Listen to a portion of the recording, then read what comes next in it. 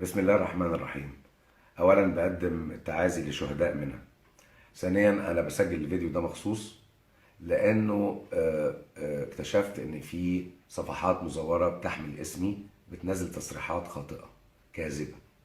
في خبر نزل متداول دلوقتي على المواقع الاجتماعية، وكلموني محطات فضائية كتير علشان عايزين مني مداخلات علشان أحكي اللي أنا شفته في حادث شهداء منى.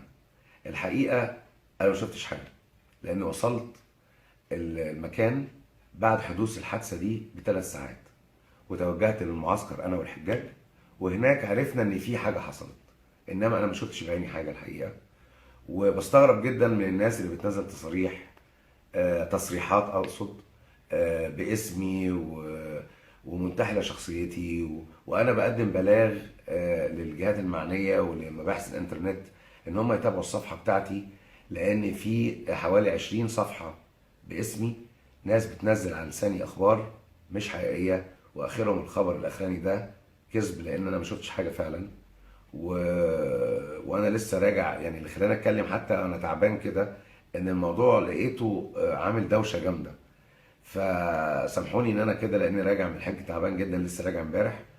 انما برضو باكد تاني على الخبر ده. الخبر ده مش حقيقي ومش على لساني. واخيرا بقدم التعازي تاني لاهالي شهداء منى.